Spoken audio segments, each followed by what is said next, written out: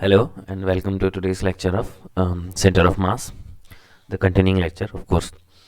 तो आगे बढ़ने से पहले हम लोग फिर से अपना रिवाइज कर लेते हैं कुछ बात जो पिछली क्लासेस में हमने किया था, जो कि था कि अगर किसी सिस्टम पे एक्सटर्नल फोर्स जीरो है तो उस सिस्टम का जो मोमेंटम है वो कंजर्व्ड रहता है, राइट। इसी को हमने कंजर्वेशन ऑफ मोमेंटम कहा था। तो यानी आप कह सकते हैं इनिशियल मोमेंटम कुछ पी आई से आप डिनोट कर रहे हैं, फाइनल मोमेंटम कुछ पी एफ है। अगर उस सिस्टम पे एक्सटर्नल फोर्स जीरो है तो उसका जो इनिशियल मोमेंटम और फाइनल मोमेंटम है वो बराबर होगा, ठीक है। और इसी पे हम लोग कुछ सवाल किए थे जो आपको समझ में आया था, राइट। अब हम लोग आगे बढ़ते हैं एक क्वेश्चन से, जो एक्चुअली बहुत ही अच्छा प्रॉब्लम है, ठीक है। ये बहुत अच्छा प्रॉब्लम है, अगर आप इसको बहुत ध्यान से नहीं देखेंगे तो आपको डेफिनेटली दिक्कत हो जाएगा, ठीक है। तो इस टाइप का प्रॉब्लम ना कैनन शेल प्रॉब्लम या टैंक बुलेट प्रॉब्लम कहलाता है। तो हम लोग टैंक नहीं बना रहे हैं, बस ऐसे ही इसको टैंक बोल देंगे। ये टैंक है मान लीजिए, ठीक है। और इस टैंक का जो मास है वो हम मान रहे हैं 50 m। यहाँ पे m क्या है, इसमें ना 50 बुलेट है, ठीक है। मैं लिख दे रहे हैं, it contains 50 bullets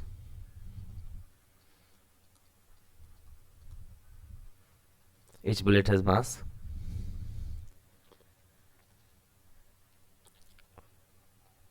each bullet has mass m, ठीक है। और बुलेट को जो है फायर किया गया है पॉजिटिव एक्स डायरेक्शन में।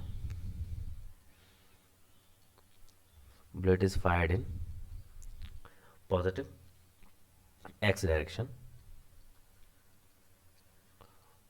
विथ मजल वेलोसिटी। ये एक टर्म है नया जो भी आपको बताएंगे, मजल वेलोसिटी वी नॉट, ठीक है। आपसे बोला गया find velocity of tank after 2 fire. सवाल एक्चुअली बहुत अच्छा है। 2 फायर मतलब एक बार बुलेट छोड़ा गया फिर तुरंत दूसरी बार बुलेट छोड़ा गया, हर एक बुलेट का मास कितना था m, और ऐसे सब 50 बुलेट इसमें है।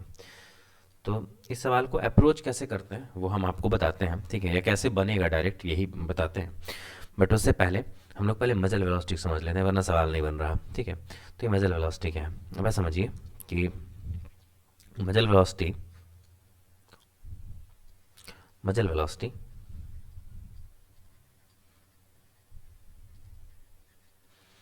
आप कह सकते हैं वेलोसिटी ऑफ बुलेट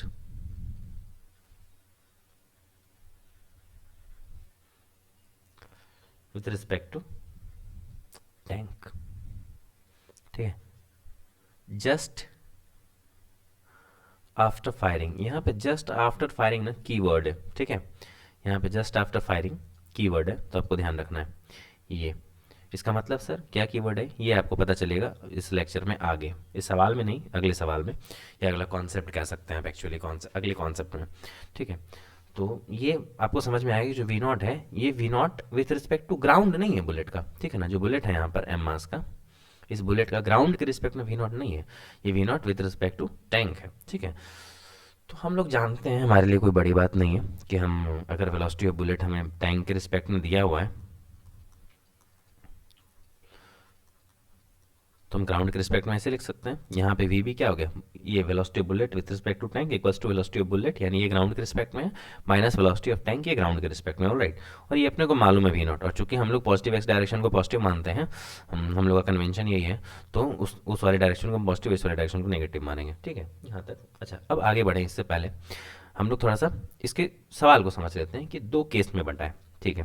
पहला केस क्या है, दूसरे केस में अपना आंसर है। ये दो फायर है ना, तो पहला फायर को समझो। पहले फायर में क्या होगा, पहले फायर में इनिशियल कंडीशन ये होगा, ठीक है ना। अब इसको सॉल्यूशन बना रहे हैं, पहले फायर में ये इनिशियल कंडीशन होगा, ठीक है ना। मतलब जहाँ पे ये रेस्ट में है, जहाँ पे इनिशियली रेस्ट में है, ठीक है ना, दोनों। लेकिन जैसे फायर किया, जस्ट आफ्टर फायर, इसका फाइनल कंडीशन क्या हो जाएगा सोचो। इनिशियली कंडीशन तो ये था कि रेस्ट में था, है ना। लेकिन फाइनल कंडीशन में क्या होगा कि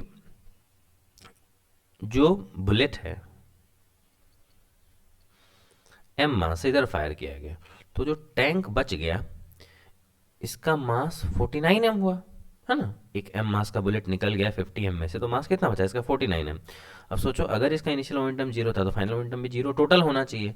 तो अगर ये एम मास का कुछ v1 वेलोसिटी से निकला है तो ये 49 m भी कुछ v2 वेलोसिटी से इधर आना चाहिए ना, है कि नहीं।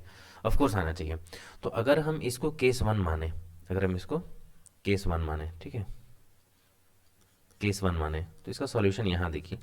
तो initial momentum should be equals to final momentum, right.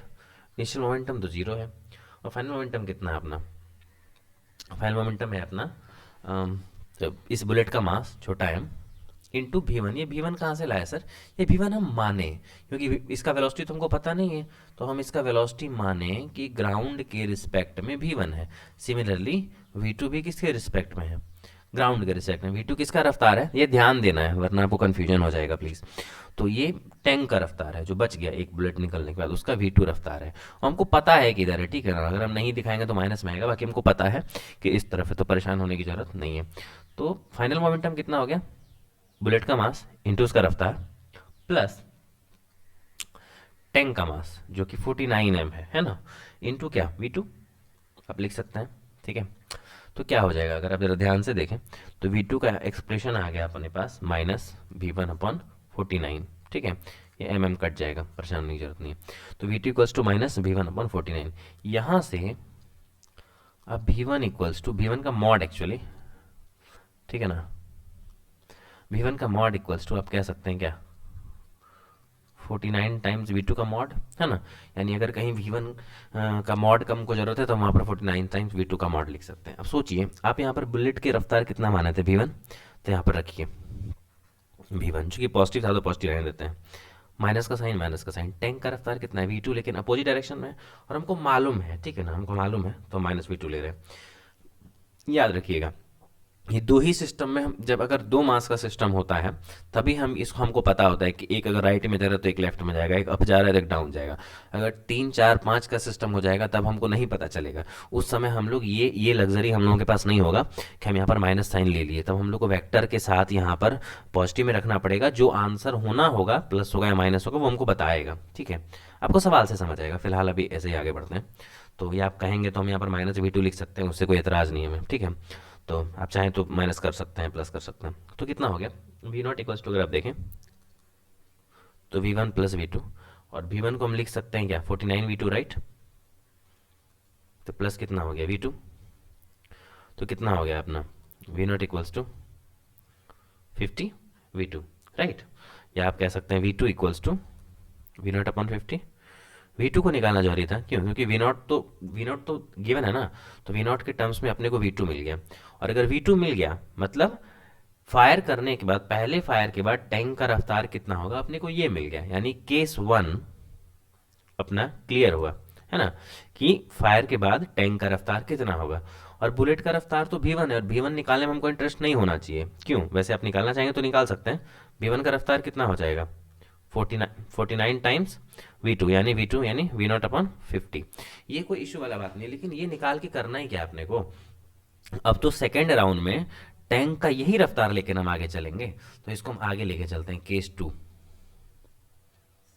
देखिए केस टू में क्या हुआ, इनिशियल कंडीशन क्या था, टैंक के पास 49 m का मास है और इसके पास वेलोसिटी है v2, ठीक है ना।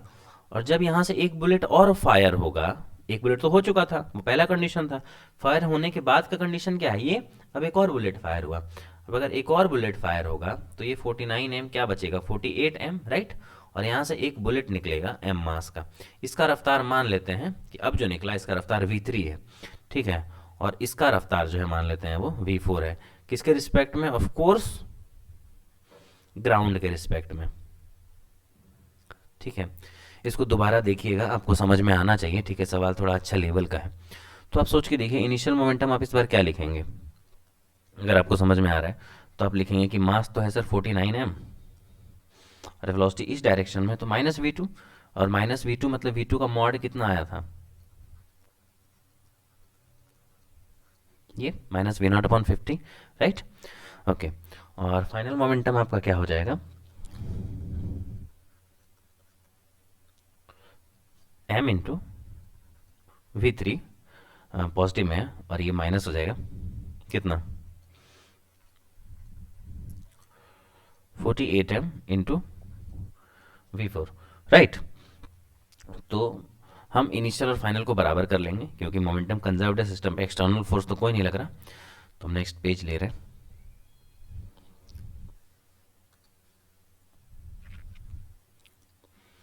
तो अभी हमने इक्वेशन लिखा क्या, पी इनिशियल और पी फाइनल लिखा, तो हम पी इनिशियल और पी फाइनल को बराबर कर रहे हैं। ठीक है, तो पी इनिशियल कितना आया था, 49 इंटू 49 इंटू माइनस V0/50। ठीक है, और पी फाइनल कितना आया था, MV3 माइनस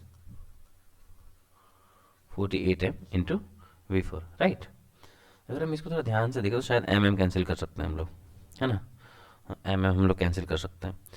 तो अपने पास आ गया 49V0/50 equals to V3 minus 48V4।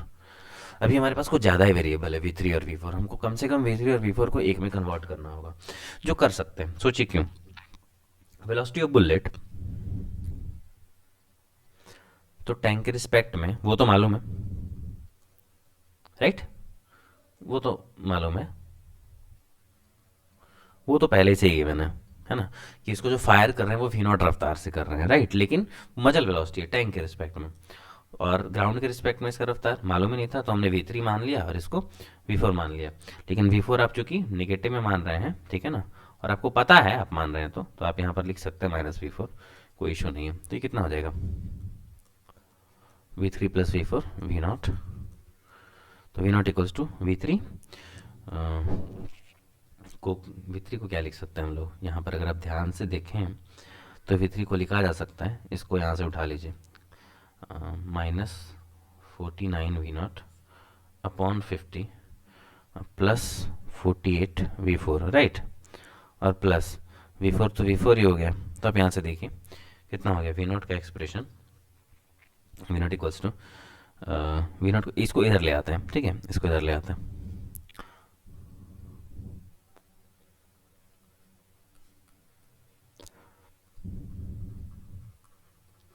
49V4। ठीक है, तो कितना हो गया, ये हो गया अपना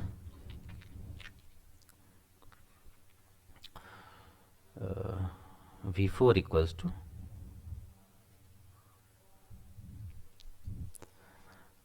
V0 अगर कॉमन ले लें तो 1/49 plus 1/50 I think, yes. V4 अपना कितना आ गया, V0 इंटू 1/49 प्लस 1/50। अब आप ध्यान से देखें तो ये V4 क्या है, V4 क्या था, सेकंड केस में जो फाइनली सेकंड फायर के बाद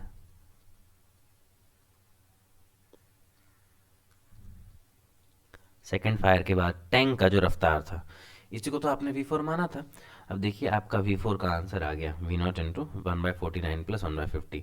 अब देखिए इस एक्सप्रेशन में कोई भी अननोन वेरिएबल नहीं है, भले आप V1 माने, V2 माने, V3 माने, V4 माने, जो भी माने, लेकिन यहाँ पे आंसर सिर्फ V0 के टर्म्स में है, देखिए, है ना, जो कि आपको गिवन था। तो ये रहा आपका करेक्ट आंसर। अगर आप कहेंगे तो हम एक बार इसको फिर से समझाने की कोशिश करते हैं। आइए देखिए, ठीक है, क्या था कि आपको बोला गया दो फायर के बाद इसका टैंक का रफ्तार निकालने के लिए। तो पहले फायर के बाद कुछ रफ्तार होगा ना, हमने माना कि पहले फायर के बाद इसका रफ्तार V2 है और बुलेट का रफ्तार V1 था, तो हमको V2 निकालने में इंटरेस्ट है, क्योंकि पहले फायर के बाद फिर इसी से ना सेकंड फायर होगा, तो इसका इनिशियल मोमेंटम अपने को मालूम होना चाहिए ना। तो जो, ध्यान सुनना, जो पहले केस में फाइनल मोमेंटम वाला है वो सेकंड केस का इनिशियल कंडीशन हो जाएगा, है ना। जो पहले केस में फाइनल सिचुएशन होगा टैंक का, वो सेकंड केस में इनिशियल कंडीशन हो जाएगा, है ना। तो इसीलिए अगर इसको V1 वेलोसिटी मिला है, इसको V2 मिला है, तो मेरा इंटरेस्ट किस में होना चाहिए, V2 निकालने में। अगर V2 हमको ग्राउंड के रिस्पेक्ट में आ गया तो हमको डायरेक्ट क्या पता चल गया, सेकंड केस का इनिशियल कंडीशन, क्योंकि बुलेट तो निकल चुका है ना, सेकंड फायर के टाइम्स में ये थोड़े रहेगा इसके पास, तो ये तो निकल चुका है, इसीलिए हम V2 निकालने में इंटरेस्टेड थे। तो हम यहाँ पर लेकर के आए, देखिए क्या हम यहाँ पर लेके आए,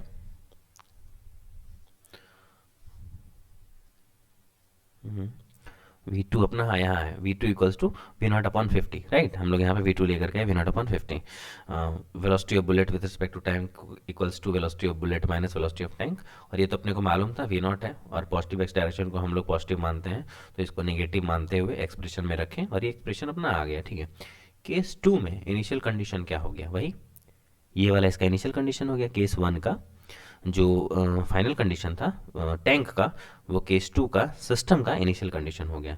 यानी 49 m का एक टैंक है भाई, और वो V2 रफ्तार से इस तरफ जा रहा है, ठीक है। इसमें से एक बुलेट फायर कर दिए, तो क्या हो गया, यानी जो सेकंड बुलेट फायर किया गया था वो इसका एक बुलेट फायर हुआ, तो m मास का बुलेट निकला, तो ये 48m बच गया। और ये फिर इधर से, अब तो वेलोसिटी फिर इसका चेंज करेगा ना, तो कुछ V4 रफ्तार से ग्राउंड के रिस्पेक्ट में माने हुए इधर जा रहा है, और ये कुछ V3 से जा रहा है, ये माना हुआ है, ऑफकोर्स ये माने हम लोग, ठीक है।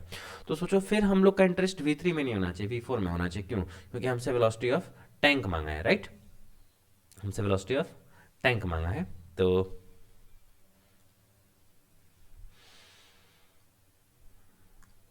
ऑलराइट। तो देखिए आप,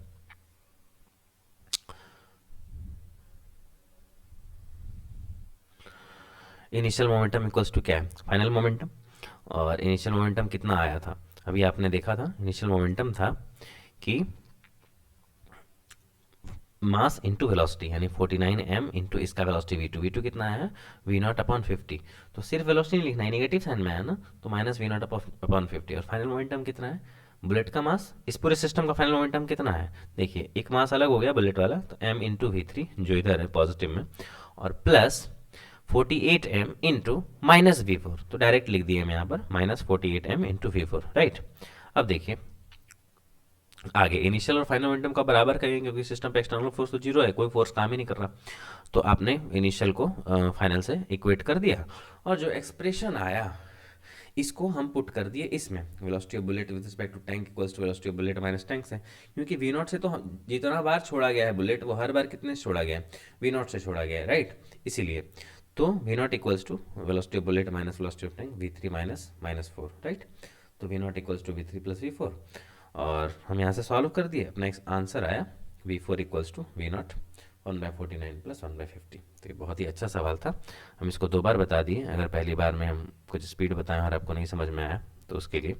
तो आइए अब हम लोग देखते हैं अगला कॉन्सेप्ट, जिसको हम लोग कहते हैं ट्रॉली प्रॉब्लम्स। आइए समझते हैं वो क्या होता है।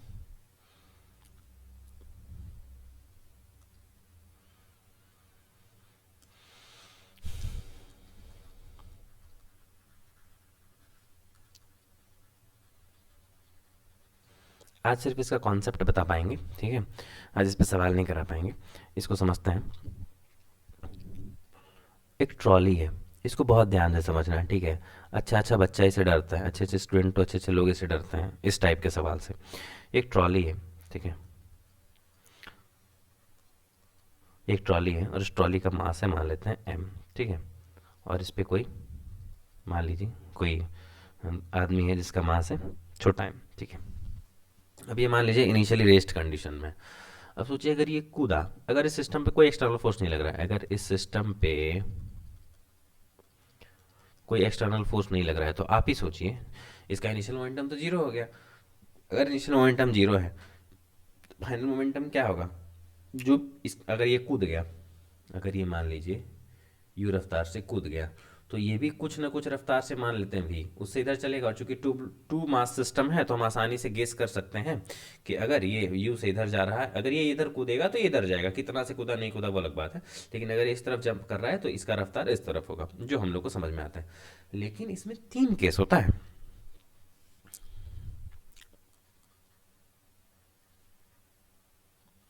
ठीक है, बेसिकली 2 केस होता है, लेकिन दूसरे को एक्सटेंड करके 3 बनाते हैं। पहला क्या है कि जो यू है इसके कूदने का, यही यही यही समस्या क्रिएट करेगा। इसके जो कूदने का रफ्तार है, ये यू पहले तो विथ रिस्पेक्ट टू ग्राउंड दिया हो, जो कि इजी और बेटर है, ठीक है ना। दूसरा जो केस होता है, दूसरे में ही एक और केस आएगा जिसको हम लोग तीसरा बना लेंगे, कि जो यू है वो विथ रिस्पेक्ट टू ट्रॉली दिया हो। अब यू का विथ रिस्पेक्ट टू ट्रॉली में ना 2 केस हो जाता है। एक जस्ट बिफोर जंप, ठीक है, एक ये विथ रिस्पेक्ट टू ट्रेली में, इसी को बना लेते हैं, ठीक है। Just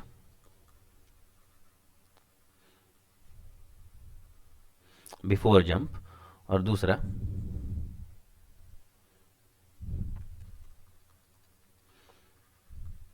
with respect to trolley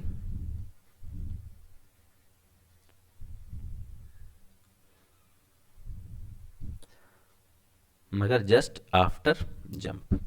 इसको हम समझाते हैं, एकदम परेशान नहीं होना, एकदम परेशान नहीं, इजी वे में शुरू करते हैं। ठीक है, पहले केस 1 लेते हैं जो हल्का सा है, जो थोड़ा कॉन्फिडेंस आएगा समझ के। ठीक है, कि केस 1 में क्या है, केस 1 में है u with respect to ground है, मतलब इनिशियल मोमेंटम इसका क्या था, जीरो। अभी मैंने बताया था इनिशियली रेस्ट में था, है ना, तो इनिशियल मोमेंटम इसका क्या था, जीरो।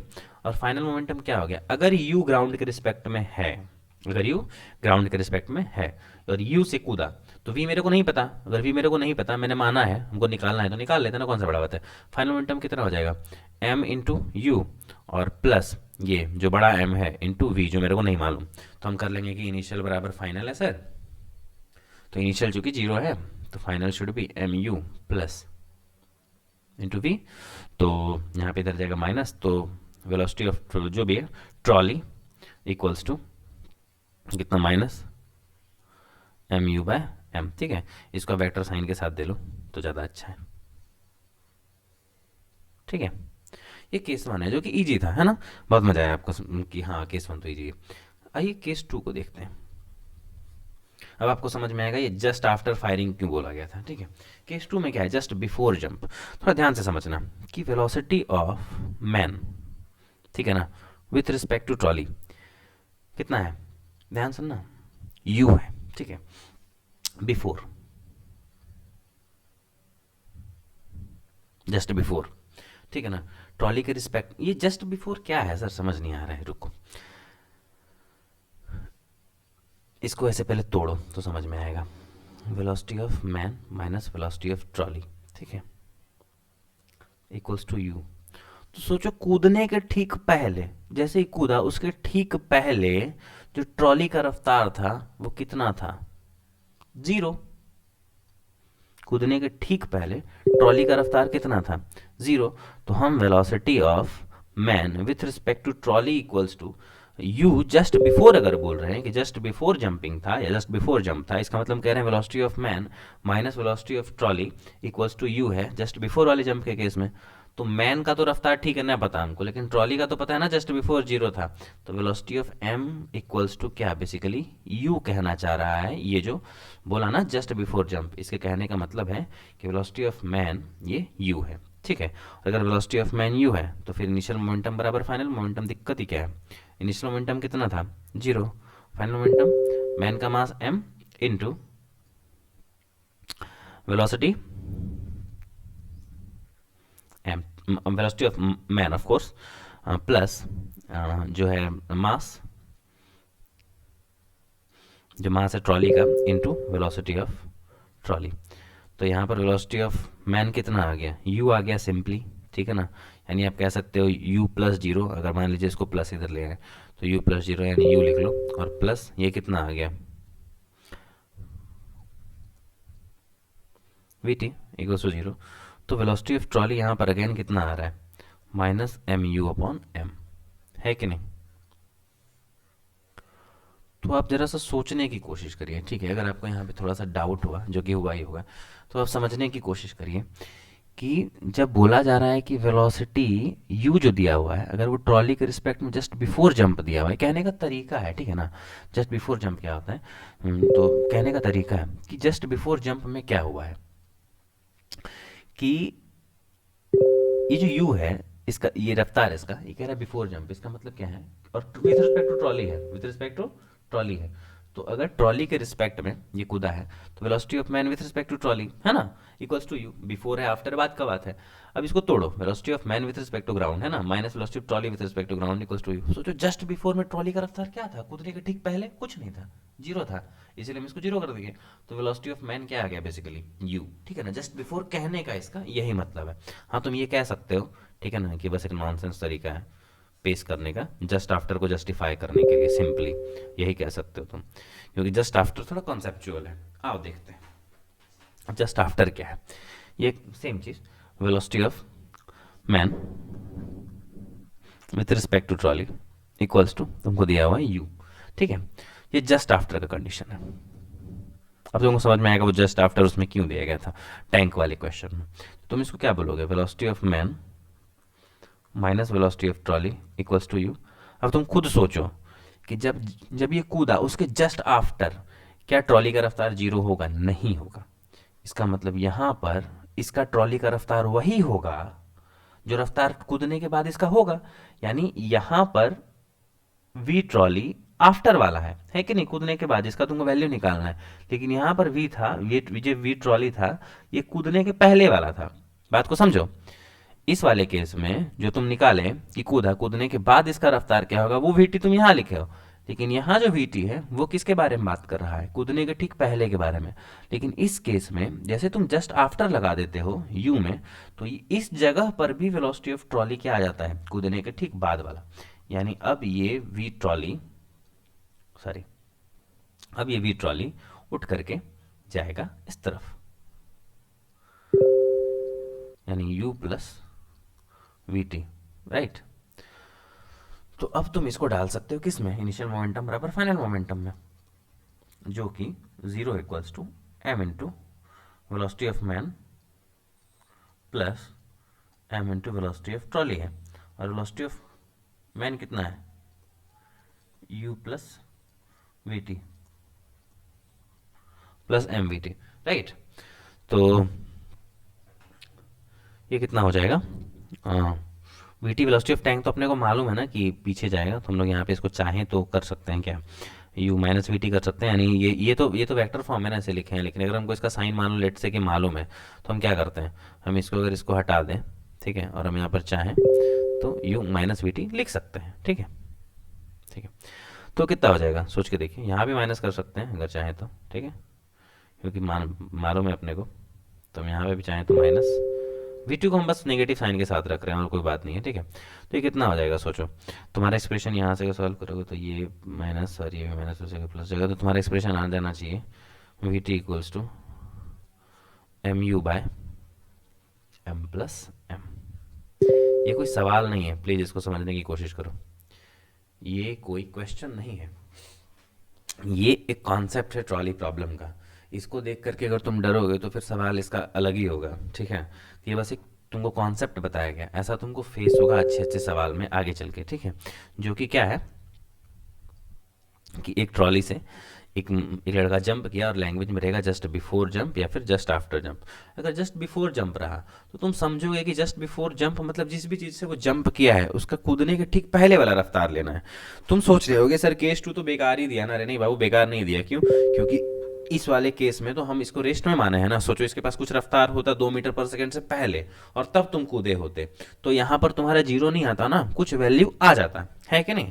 लेकिन उस वाले केस में अगर पहले से वो 2 मीटर पर सेकंड से जा रहा है तो वो 2 नहीं आता, जो कूदने के बाद वाला रफ्तार है वो यहाँ पर आ रहा होता, ठीक है। इसीलिए ये जस्ट बिफोर और जस्ट आफ्टर वाला केस होता है, ठीक है। अब सॉरी, अब अगर आपको ये सारी बातें समझ में आ गई हैं तो हम लोग आज का क्लास यहीं पे रोकते हैं। हम लोग कल कंटिन्यू करेंगे आगे इस पे कुछ प्रॉब्लम्स को लेते हुए, ठीक है।